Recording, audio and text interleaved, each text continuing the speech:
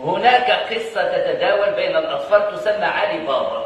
علي هو سيدنا علي، وبابا هو أبي علي. افتح يا سمسم، افتح يا بسم الله.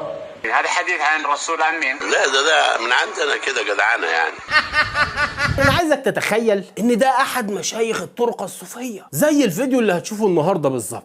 اعتماد مشايخ الصوفيه لا على قرآن ولا على سنة نبوية، بل على نورانيات روحية. لا مش عمتك روحية، لا روحية. الشيخ اللي معانا النهارده اكيد من عنوان الفيديو عرفت هو مين. الشيخ محمد فوزي الكركري، شيخ الطريقة الكركرية في دولة المغرب الجميلة. الشيخ محمد فوزي الكركري كسر كل قواعد التعليم والشهادات الدراسية. ما هو لما يكون امام مسجد اكيد لازم تكون فيه شروط متوفرة عشان يقدر ينصح الناس، على الاقل يكون عارف اساسيات الدين. ده انا بكلمك على امام مسجد بس، فما بالك لما اجي اقول لك ايه هي الشروط اللي المفروض تتوفر في عالم. بلاش عالم يا عم، ممكن تكون كبيره شويه. هو ايه المفروض الشروط اللي تتوفر في واحد يبقى شيخ طريقه؟ اصل من زمان مشيخه الطرق بتتورث، لا مؤاخذه، انت بتاخد مكان ابوك وابوك بياخد مكان جدك. لكن ما علينا، لقينا واحد لا عنده علوم ولا عنده اي حاجه، لا بيرجع للقران والسنه في كلامه ولا بيعتمد كلام العلماء. ده واحد قال لك انا باخد العلم من ربنا مباشر.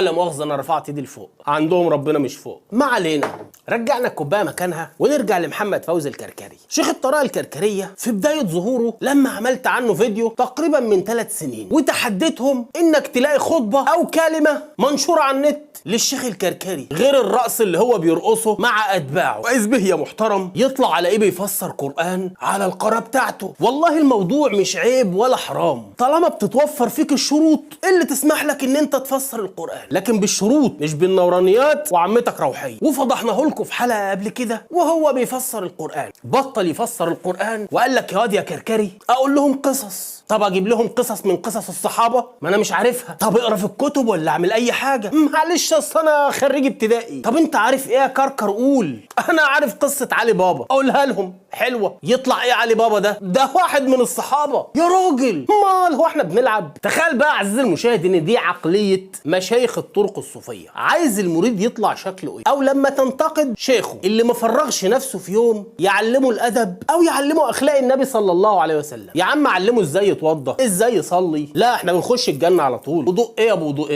انت هتقول لي فيها قال الله وقال الرسول؟ احنا ناس بتوع ربنا على طول يا باشا. انا بقول خلينا نقعد ونشوف الكركري قال ايه، عشان شكلي طولت.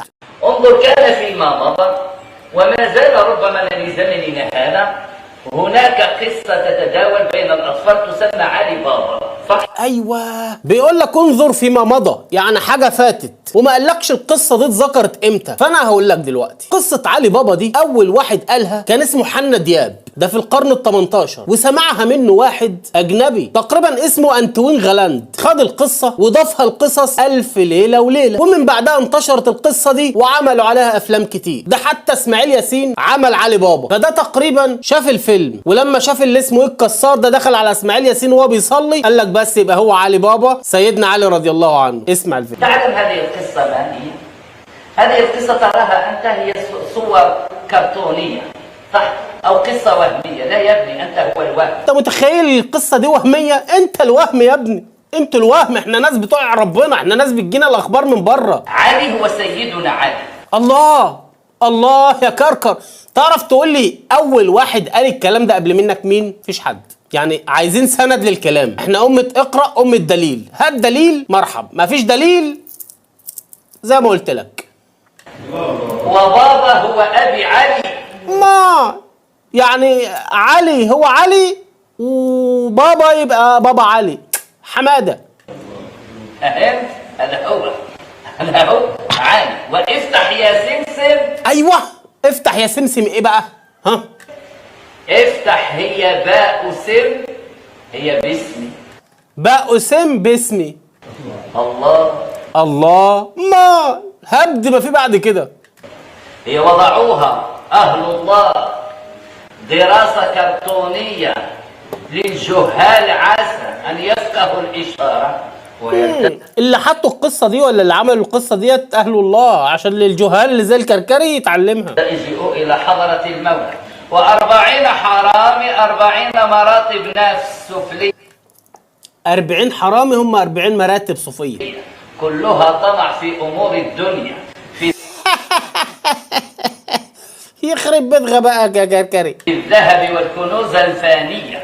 وعلي بابا عنده المفتاح، فلا يدخل في هذا النهج وفي هذا الحكم وفي هذه الرياسة إلا هو ومن أتى على أثره. فهمت؟ والله انا نفسي تكون انت اللي فهمت، بس يعني انا مفيش هبد اكتر من كده. فاكرين ابو الفيوض بتاع تهب على القلب فيتلقفها العقل ولا يعرفها غير الكركريون بس. بالظبط كده، هبد اي حاجه تيجي على بالك قولها. عشان كده بنقول لك دين التصوف دين اللي يعرف يعمل حاجه يعملها.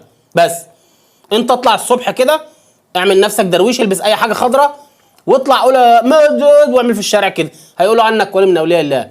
لم حواليك شويه من الحبرتيه دول واعمل لك طريقه وقول اي حاجه عادي. الكوبايه دي ولي من اولياء الله، ليه؟ فيها كرامات، مفتوحه من هنا ومقفوله من هنا. ركز، ولو وقعتها تتكسر، دي كرامه اهو، ما اتكسرتش. ليه؟ عشان وليه. وليه، لا مش وليه، وليه. امال ايه يا عم الحاج؟ ده بودان اهو، ده بودان ولي. ولي بقى، امال بقى يعني ويجيب لك ايه من القران وحديث نبوي شريف وبتاع ويبني لك قصه على المج ده انه بيقف لوحده وبتاع ومدد يا مولانا مدد، ويجي يقول لك انت تعرف يا دي وهاب انت يالا. ده علوم، ده علوم محدش يعرفها يا جماعه. بس انا بس اوطي الصوت كده عشان نشوف يلا ديت ايه عاليه خالص. استنى يا عم الحاج انت عايزك بقى تتخيل معايا. مش هقول لك لو ده شيخ، لا مش هقول لك ده لو عالم، لا هقول لك حاشا النبي صلى الله عليه وسلم ان يفعل هذه الافعال. لو النبي صلى الله عليه وسلم كان عمل كده قدام الكعبه،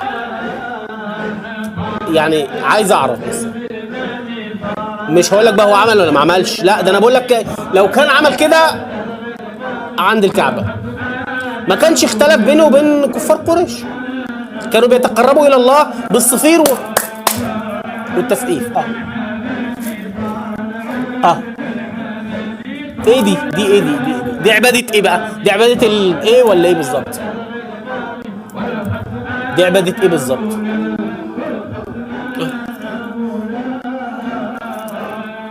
بيتقربوا الى الله بالرقص.